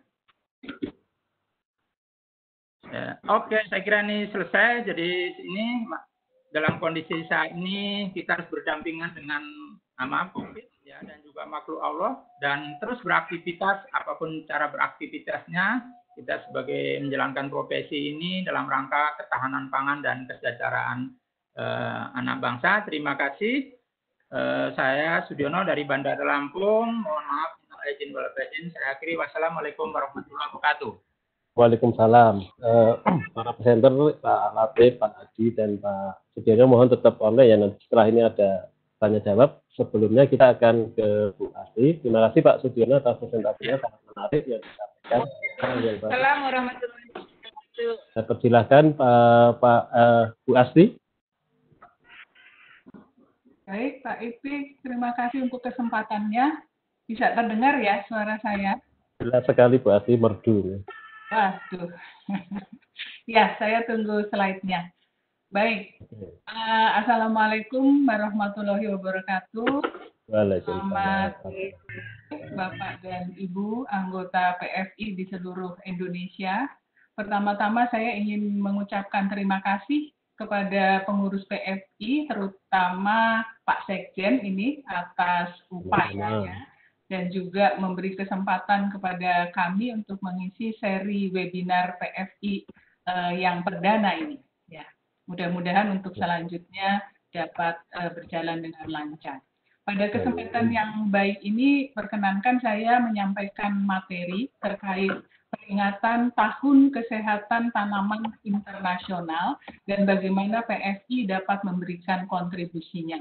Mudah-mudahan materi ini cukup relevan dengan tema seminar kita, yaitu peran PFI dalam menjaga ketahanan pangan di era pandemi COVID-19. Slide berikutnya. Tahun 2020 ini merupakan tahun yang sangat istimewa. Tidak saja kita lihat dari sisi angkanya yang unik ya, 20 diulang 2 kali. Tapi banyak peristiwa besar yang terjadi pada tahun ini. Seperti sudah disampaikan tadi berulang kali juga oleh Pak Sekjen, bahwa pada tahun 2020 ini merupakan Golden Year Anniversary bagi Perhimpunan Fitopatologi Indonesia. Tepatnya pada tanggal 5 Agustus 1970 di Perkebunan Teh PT Pagilaran, para tokoh dan ilmuwan fitopatologi Indonesia berkumpul untuk menyatukan visi dan misinya demi kemajuan bidang fitopatologi di Indonesia, dan alhamdulillah sampai sekarang PFI masih tetap berdiri tegak. Mudah-mudahan seterusnya 50 tahun ke depan lagi. Kemudian pada tahun 2020 ini juga dinobatkan oleh General Assembly of United Nations sebagai International Year of Plant Health atau Tahun Kesehatan Tanaman Internasional. Nah, deklarasi Tahun Kesehatan Tanaman Internasional ini merupakan perjuangan panjang karena ini sudah mulai diperjuangkan sejak tahun 2016, kemudian baru pada tahun 2018 itu disetujui. Oke, kita angkat kesehatan tanaman sebagai suatu ikon untuk tahun 2020, dan isu tentang kesehatan tanaman memang sudah selayaknya diangkat menjadi isu global karena kesehatan tanaman menentukan banyak aspek kehidupan manusia, terutama terkait dengan permasalahan kelaparan, kemiskinan, lingkungan, bahkan sampai ke pertumbuhan ekonomi. Dan terakhir, of course, tahun 2020 menjadi tahun yang istimewa dengan kejadian global pandemi COVID-19. Slide berikutnya. Bapak dan Ibu tertarik tentang untuk program-program yang sudah dirancang dalam rangka International Year of Plant Health, mungkin Bapak Ibu bisa mengunjungi website dari International Year of Plant Health. Di sini saya hanya ingin menyampaikan beberapa pesan kunci ya dari International Year of Plant Health. Ada 6. Keep plant healthy to achieve zero hunger and the sustainable development goal, yang pertama. Yang kedua, be careful when bringing plants or plant products across borders. Yang ketiga, make trading in plants or plant products safe by complying with the International Plant Health Standards. Yang keempat, invest in plant health capacity development, research, and outreach. Yang kelima, keep plants healthy while protecting the environment. Dan yang keenam, strengthen monitoring and early warning systems to protect plants and plant healthy. Nah, untuk melaksanakan pesan ini, saya kira banyak institusi yang sudah melakukannya di level global. Beberapa institusi di Indonesia mungkin juga sudah merancang program-program besar untuk merayakan Tahun Kesehatan Tanaman Internasional ini. Saya yakin PFI juga punya agenda itu. Saya tahu IPB juga merencanakan melakukan kegiatan ini, tapi tampaknya tidak dapat terlaksana sesuai waktu yang sudah ditentukan berhubung kejadian pandemi COVID. Slide berikutnya. Nah, mencermati pada slide ini saya ingin mengajak Bapak Ibu untuk berpikir juga kira-kira apa yang bisa diberikan anggota PFI, kontribusi apa yang bisa diberikan. Mencermati komposisi anggota PFI seharusnya banyak yang dapat disumbangkan oleh PFI dalam rangka Tahun Kesehatan Tanaman Internasional. Sebagian besar anggota PFI adalah peneliti, baik dari perguruan tinggi, litbang pemerintah maupun swasta, kemudian dosen dan mahasiswa, banyak juga personil pemerintahan yang menjadi anggota PFI, terutama mungkin dari Kementan, mungkin juga dari kementerian yang lain. Ada juga anggota PFI dari sektor swasta, terutama di bidang pertanian, kemudian pelaku-pelaku agribisnis termasuk petani. Dan berikutnya. Sesuai dengan profesi masing-masing, saya kira anggota PFI dapat berperan dalam mewujudkan kesehatan tanaman global. Misalnya, sebagai peneliti dapat melakukan research activities yang menghasilkan luaran yang diperlukan untuk menjaga kesehatan tanaman. Sebagai insan akademisi, dosen dapat menggali informasi dan menyebarluaskan ilmu pengetahuan di bidang proteksi tanaman kepada para mahasiswa atau kepada masyarakat luas melalui outreach activities-nya. Kemudian para pemangku pemerintahan dan pengambil kebijakan ini sangat krusial perannya dalam melakukan kampanye kesehatan tanaman dan menerapkan ketentuan-ketentuan kesepakatan global terkait kesehatan tanaman, termasuk di antaranya dari International Plant Protection Convention seperti halnya Plant Health Standard, Phytosanitary, dan sebagainya. Slide berikutnya. Tidak kalah pentingnya, saya kira peran anggota PFI yang berada langsung di lapangan, ya, para pelaku dan praktisi di sektor swasta, agribisnis, dan petani. Pemahaman tentang pentingnya kesehatan tanaman ini dapat mendorong pengelolaan hama dan penyakit tanaman yang ramah lingkungan.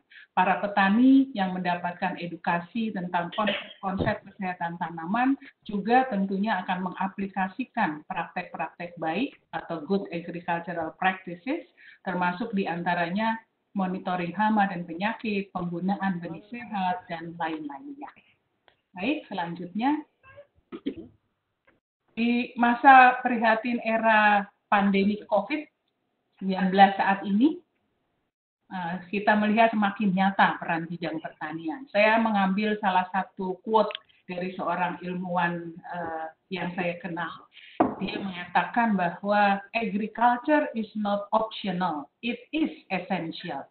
Jadi bagaimana ketergantungan masyarakat terhadap produk pertanian sudah nyata terbukti dalam masa pandemi ini. Lebih penting lagi, sebagai insan proteksi tanaman, kalau kita cermati, dalam sektor budidaya tanaman, peran hama dan penyakit sangatlah penting. Menurut data FAO, kehilangan hasil yang disebabkan oleh gangguan hama dan penyakit mencapai 40%. Kehilangan hasil yang signifikan ini berpotensi menyebabkan kekurangan pangan dan juga menghancurkan atau melemahkan sektor pertanian. Padahal sektor pertanian ini merupakan sumber penghasilan utama masyarakat pedesaan.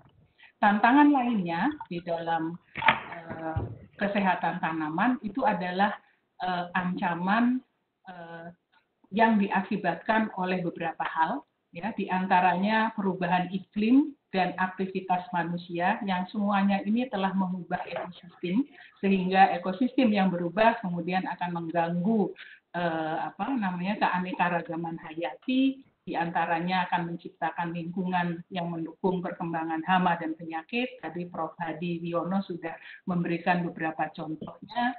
Dan kemudian juga perdagangan dan mobilitas internasional yang meningkat, ini juga membawa resiko penyebaran penyakit yang meluas.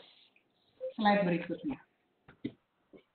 Ya, saya kira ini slide saya yang terakhir.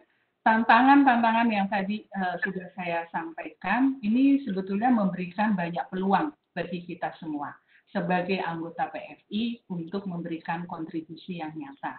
Sebagai contoh saja, pengembangan ilmu di bidang fitopatologi dapat terus dilakukan, terutama dengan pemanfaatan teknologi-teknologi terkini.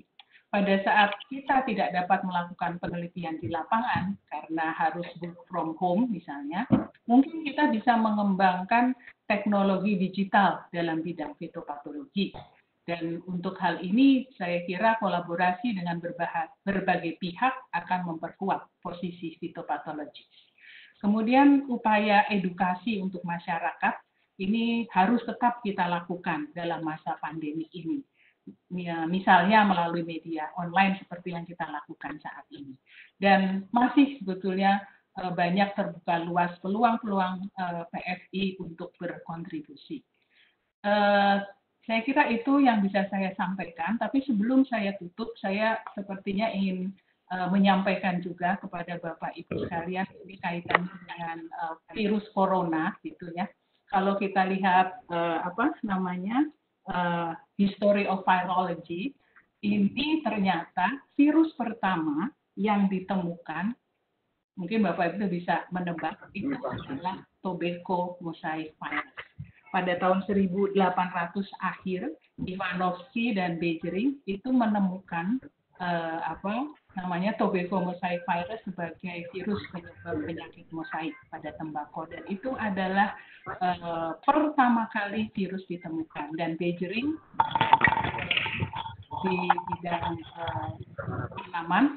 virus tanaman itu dijuluki sebagai bapak virologi dunia karena dia yang menemukan virus pertama kali. Jadi di sini saya ingin menekankan bahwa PFI memang sudah seharusnya berkontribusi banyak ya pada pengembangan ilmu di era pandemi. Saya kira itu saja Ibik, Bapak Ibu sekalian yang bisa saya sampaikan pada kesempatan ini. Sekali lagi terima kasih atas waktunya. Terima kasih. Terima kasih Bu Asri, sangat menarik apa yang disampaikan. Jadi memang kalau kita melihat pertanian itu menjadi hal yang penting ya, khususnya di dalam menjaga kestabilan negara. Jadi Pak Latif, Pak Hadi, Pak Sugiono, dan Bu Asri juga menjelaskan bahwa ini tidak bisa kita tinggalkan karena ketersediaan pangan ini harus ada. Kalau tidak ada pasti kestabilan negara itu akan menjadi terganggu. Dan ini menjadi peran kita, khususnya ahli-ahli fitopatologi untuk dapat menjaga kestabilan atau ketahanan pangan ini. Baik Bapak dan Ibu, mungkin kita buka saja untuk sesi diskusi karena waktu. Tapi kami mohon ini kita perpanjang 15 menit ya dari jadwalnya. Karena sudah melonjak, mungkin yang di Indonesia Timur ini sudah berbuka puasa ini ya. Bapak dan Ibu, mungkin ini karena aplikasi resennya tidak ada, mungkin bisa dituliskan di chat untuk pertanyaannya, nanti akan saya pilih dari pertanyaan-pertanyaan yang ada itu, kemudian tolong di chat itu dituliskan untuk siapa, ya, pertanyaannya. Saya persilahkan Bapak dan Ibu yang ingin bertanya.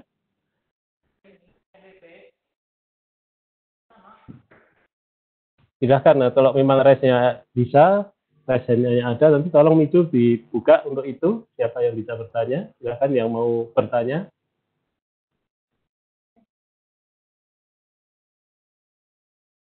Bisa, Micu? Halo?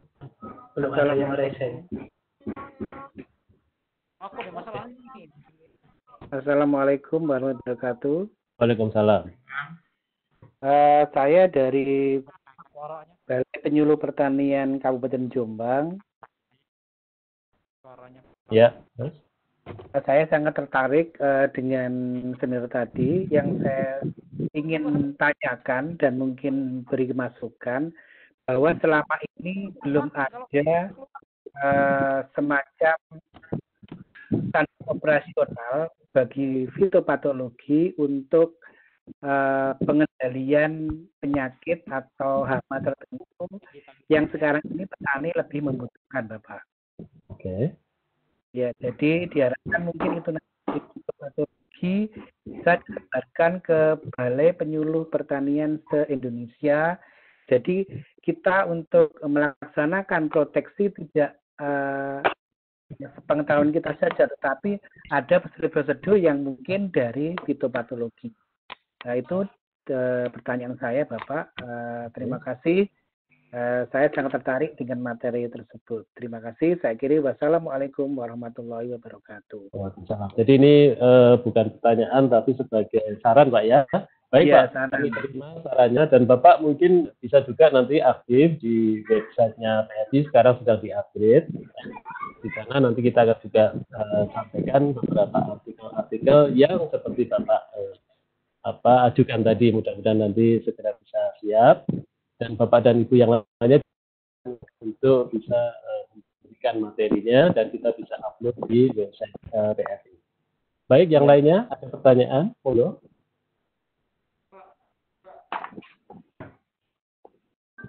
Sebutkan nama dan dari mana. Assalamualaikum warahmatullahi wabarakatuh. Waalaikumsalam. Ya, saya dari Penyuluh Pertanian di Dinas Pertanian dan Peternakan dan Perkebunan Kota Palopo. Pertanyaan saya, Pak, apakah Penyuluh Pertanian bisa menjadi bahagian daripada organisasi PFI ini? Kemudian bagaimana mekanismenya untuk bisa menjadi bagian daripada anggota PFFI ini sendiri? Ya, harapannya ke depan dengan bergabungnya Penyuluh Pertanian di situ bisa mendapatkan pengembangan pengetahuan dan keterampilan tentang hama dan penyakit pertanian, hama dan penyakit tanaman. Ya, sekian Pak, terima kasih. Assalamualaikum warahmatullahi wabarakatuh. Waalaikumsalam. Monggo Pak Latif mungkin atau Pak Sudirman juga bisa menjawab. Nanti saya bantu jawab juga ini. Pak Latif? Bertanya, Kak. Halo. Halo, Pak. Baik. Langsung dijawab nih, Kang G. Iya. Ya. Begini, ini dua rekan penyuluh yang mengungkapkan isi hatinya itu bagus sekali, gitu ya.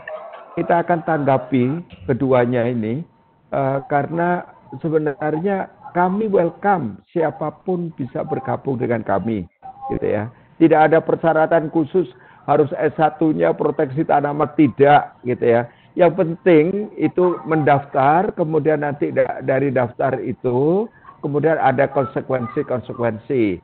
Yang jelas Bapak nanti ada iuran dan bisa mendapatkan jurnal PFI gratis, gitu kan. Jadi yang kedua, kami sedang seperti tadi kami sedang berbenah untuk bisa lebih memberikan informasi yang lebih praktis, lebih bisa diserap oleh petani, penyuluh dan seterusnya di daerah. Kalau jurnal itu lebih ilmiah, tapi yang ini lebih populer. kami akan serius untuk melangkah ke sana. Saya rasa itu Prof. Ipik, terima kasih. Ya, terima kasih. Pak Sudiono, ada tambahan? Baik Pak. Halo. Saya menambahkan saja nih penyuluh, masuk yang dari Palopo tadi, penyuluh Kualipaten. Jadi anggotaan saya kira ini kami pengurus pusat daerah kita akan mencoba sistem IT yang seperti disarankan oleh Pak Latif sehingga mudah. Saya kira beberapa organisasi profesional dengan sistem online bahkan orang menjadi anggota. Dan yang dari Jombang tadi SOP, saya kira ini memang akhir-akhir ini 5 tahun yang terakhir memang SOP itu sudah menjadi sesuatu yang mutlak, sehingga saya menyampaikan gagasan manual, petunjuk praktik dan sebagainya memang atau ditambah yang namanya SOP. Saya kira itu masukan yang bagus dan untuk ke depan tentunya ini juga akan menjadi pemikiran kita semua. Saya kira itu tambahan dari saya, Pak Ipik. Terima kasih. Ya, terima kasih Pak Sudiono. Berikut pertanyaan berikutnya.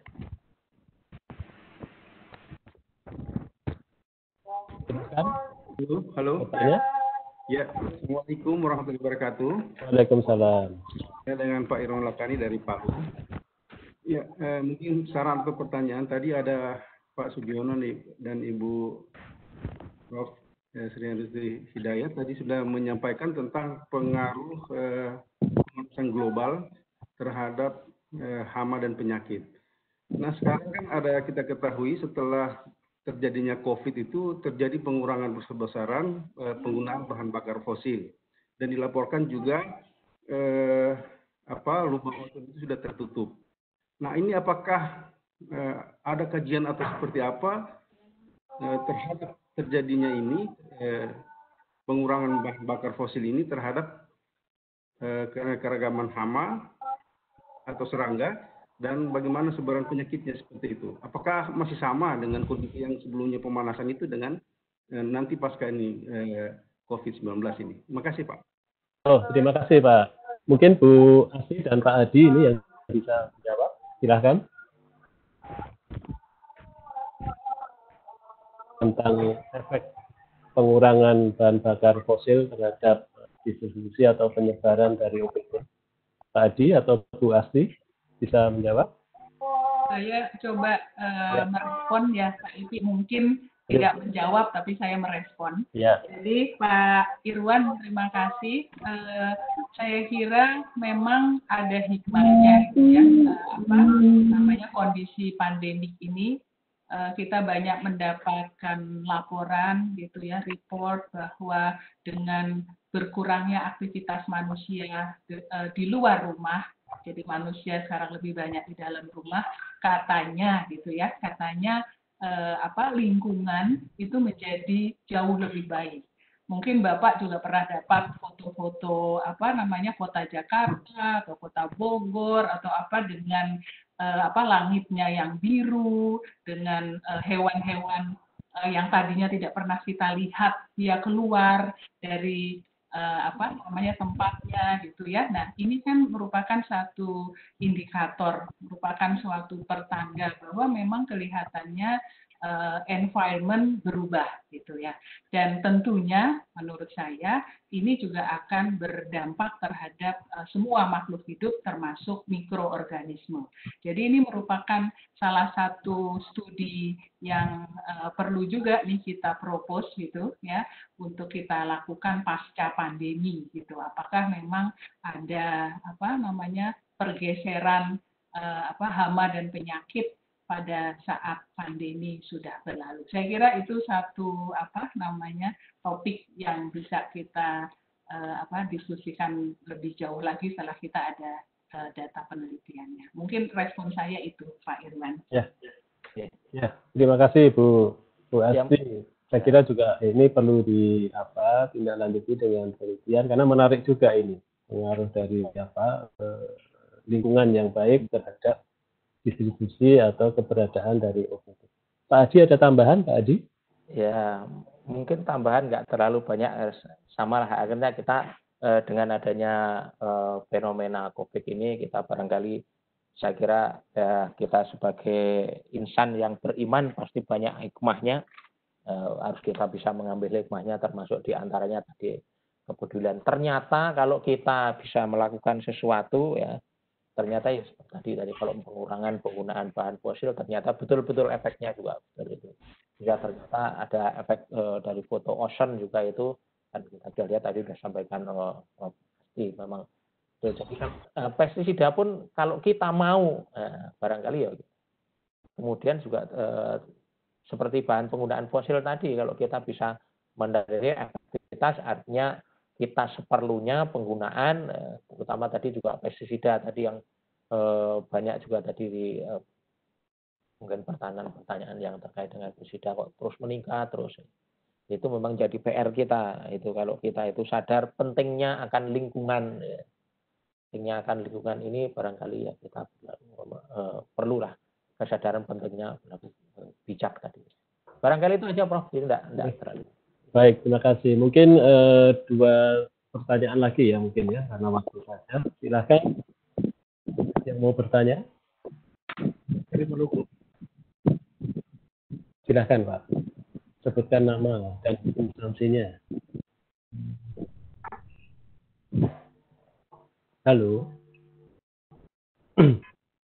Halo. Siapa yang mau bertanya tadi? Halo.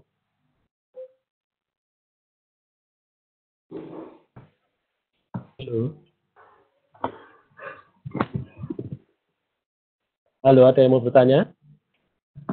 Iya, Pak. Ya, silakan. Maaf, Pak. Saya ini karena tidak bisa raise hand, tidak tahu di mana. Apa suara saya terdengar, Pak? Dengar jelas, Pak. Oh, baik. Perkenalkan, nama saya Abdullah Umar, Pak. Dari Balai Pengkajian Teknologi Pertanian Kalimantan Barat. Oke. Terima kasih atas waktu yang diberikan. Jadi mungkin pertanyaan saya hanya seperti apa ya Pak ya, dorongan begitu ya. Adakah peran PFI selama ini yang berkaitan langsung dengan dunia industri gitu Pak? Maksud saya begini, kalau peran di kegiatan-kegiatan penelitian itu sudah mungkin tidak relevan lagi, tapi adakah kemudian hasil dari kegiatan penelitian itu kemudian dipush sehingga sampai ke dunia industri dan hasilnya bisa dimanfaatkan di tingkat lapangan gitu Pak ya. Jadi misalkan gini, dalam pemikiran saya melihat banyak produk-produk di lapangan, katakanlah salah satunya fertilizer, mungkin biofertilizer ataupun pupuk-pupuk hayati gitu ya.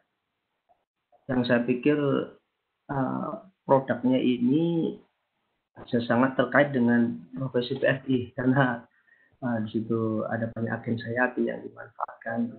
Tapi saya kurang melihat peran PFI di sini, kalau saya tidak tahu gitu ya. Artinya misalkan ini di lapangan itu produk-produknya itu kebanyakan berasal dari pabrikan atau pribadi gitu. Tidak ada yang berasal murni dari hasil penelitian begitu ya, yang kemudian didorong oleh PFI selaku institusi yang kompatibel dengan produk ini. Maksud saya kalau ini bisa memungkinkan, saya pikir PFI akan memberikan nilai sangat besar dan hasilnya juga bisa diterima oleh masyarakat lebih begitu Pak. Mungkin mudah-mudahan itu yang bisa saya sampaikan, mudah-mudahan bisa ditangkap Pak.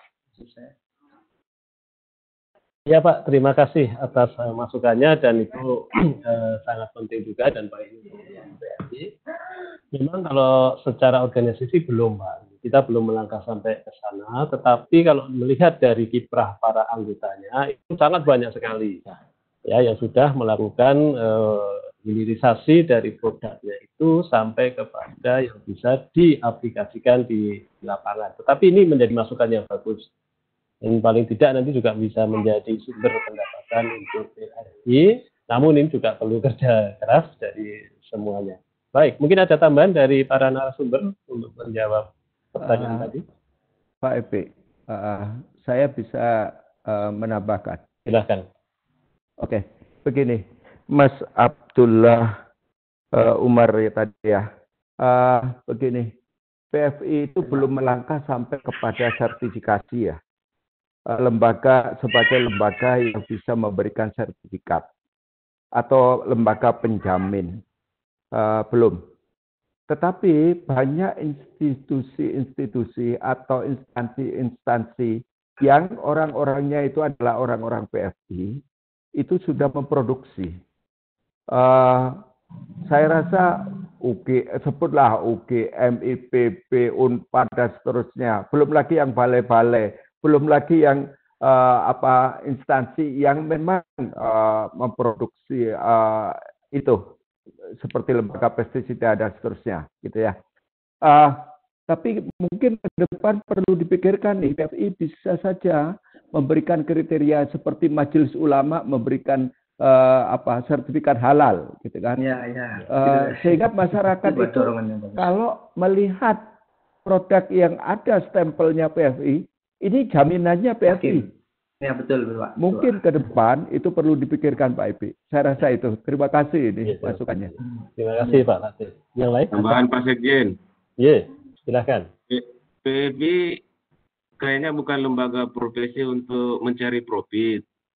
Nah, tetapi PFI adalah lembaga profesi nirlaba. Ketika dia berurusan dengan profit, maka dia harus berubah fungsi menjadi organisasi tertentu yang targetnya profit. Tapi usulan tadi dari Prof. Latif, saya kira sebagai lembaga profesi yang bisa memberikan rekomendasi, itu perlu diperkuat ke depan. Baik. Tapi orang-orang PFI, Pak, sudah banyak yang menghasilkan produk-produk yang Bapak sebutkan tadi. Ya, itu saya yakin itu, Pak. Organisasi PFI-nya tidak dimunculkan, Pak. Karena kita bukan organisasi profesi profit ya. Demikian Pak Sekjen, makasih. Mohon maaf. Iya. Terima kasih Pak. Masih ada dari narasumber, kalau enggak saya lempar lagi untuk pertanyaan. Baik, pertanyaannya terakhir mungkin Bapak dan Ibu, ya ini juga banyak pertanyaannya, tetapi tidak bisa semuanya ini saya munculkan ini. Halo, ada satu pertanyaan terakhir ini. Saya persilahkan. Halo. Kami persilakan, ada yang mau bertanya?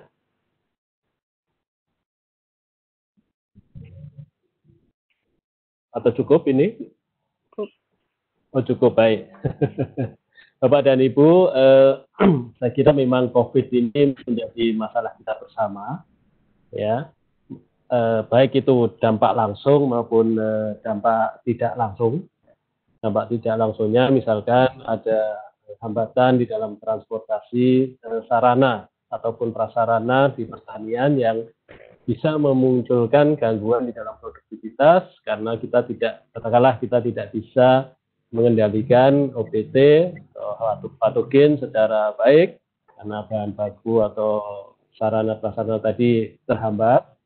Namun demikian ini menjadi satu tantangan bagi kita bersama karena apapun ini apalagi nanti kalau ini akan terus berlangsung secara panjang, tentu saja akan ada dampak yang lebih luas karena pangan ini menjadi hal yang sangat fokus, sangat penting, tidak bisa ditinggalkan, tidak bisa kita tidak makan begitu ya. Kalau pulsa mungkin masih bisa 1-2 hari gitu, 3 hari atau sebulan masih bisa, tapi pangan ini tidak mungkin ya. Dan itu akan menyebabkan gangguan kestabilan negara sehingga ketahanannya untuk pangan ini sangat diperlukan.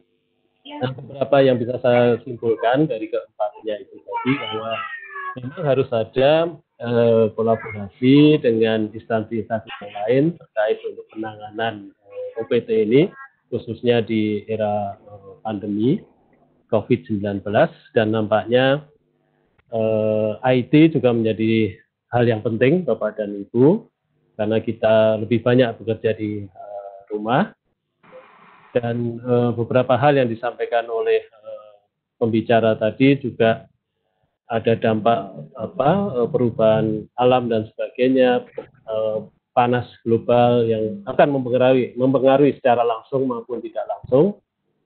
Yang langsung misalnya saja pada tumbuhan kemudian menjadi lemah sehingga mudah diinfeksi, yang tidak langsung kemudian bisa saja bahwa itu akan mempengaruhi siklus dari patogen dan sebagainya. Sangat menarik apa yang disampaikan oleh para narasumber dan banyak hal yang baru yang bisa kita dapatkan.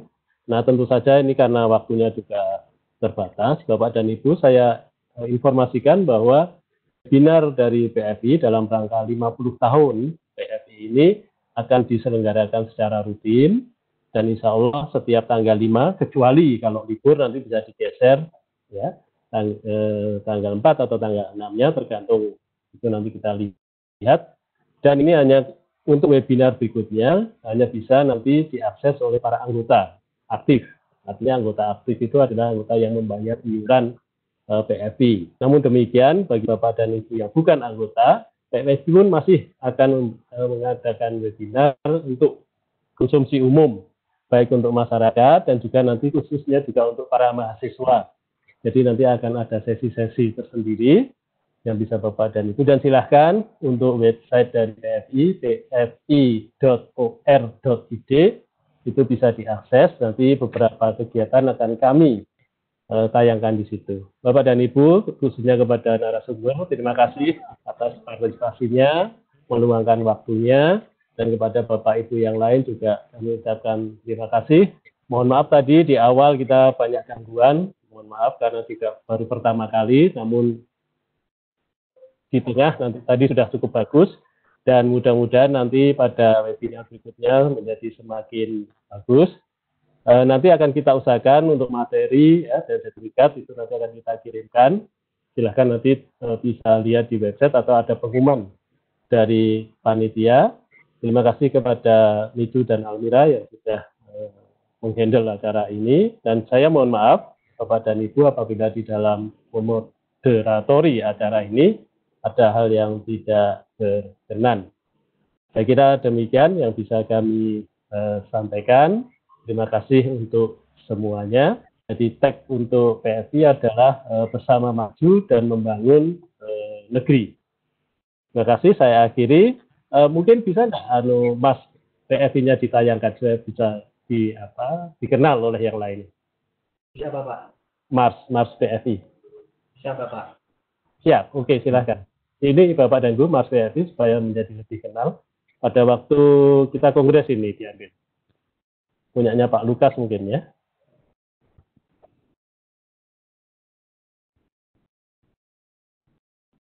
Gantung saya.